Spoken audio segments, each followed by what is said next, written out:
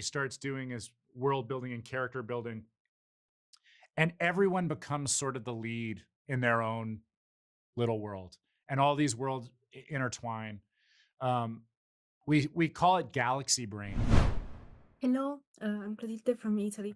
One of my favorite things about Shrinking is the way it portrays characters who are at very different stages of their lives, Yeah. and each are dealing with different challenges like loss, grief, and they tackle it in distinct ways. So, as both an actor and co-creator of the show, how did you approach these perspectives? I gotta give credit to Bill Lawrence on this, although I'm sure Brett Goldstein had a lot to do with it too. But it seems to be kind of, it runs through Bill's work, is that the show starts out with a real A story, like we're gonna watch Jimmy get out of this hole of grief.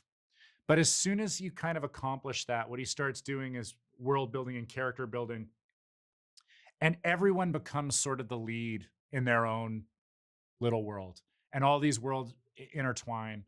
Um, we call it galaxy brain. What Bill has, he's able to look at the kind of the map of the characters and see how they orbit each other, and give each one its own orbit that interacts with the others in the most perfect way.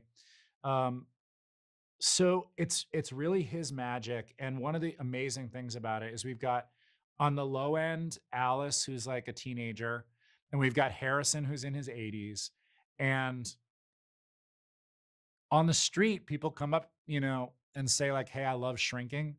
And it runs from like high school kids to older people. And I have not had that experience before. It is really cool.